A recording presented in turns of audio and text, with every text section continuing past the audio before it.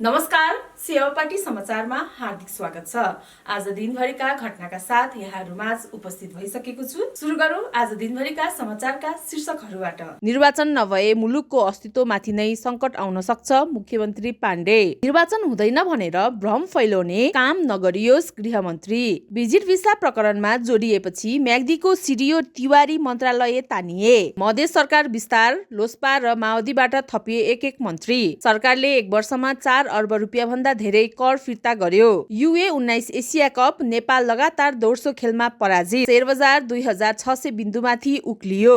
अष्टलक्ष्मीको प्रस्तावमा बिन्दा पाण्डेले दिइन् उपाध्यक्षको उम्मेदवारी। माधव नेपाल विरुद्धको भ्रष्टाचार मुद्दामा उजुरी र निर्णय मगाउन अदालतको आदेश। नर्सको समस्या समाधान गर्न बनेको कार्यदलले बुझायो स्वास्थ्य मन्त्रीलाई प्रतिवेदन। टोलीको संरक्षण गर्नु सिङ्गो पार्टीको दायित्व हो, रामकुमार झाँक्री। एउटै कार्यकारी पदमा बसिरहँदा लोकतन्त्र र पार्टी कमजोर हुन्छ, ग्यावाली। सरकारी वकिलको कार्यालय पुग्यो नेपाल ट्रस्टको ठगी र अनियमितताको प्रतिवेदन। जेएनजीका माग सम्बोधन गर्न नसके सरकारको औचित्यमा प्रश्न उठ्छ, मन्त्री घिसिङ। हस्त आजको समाचार यति नै।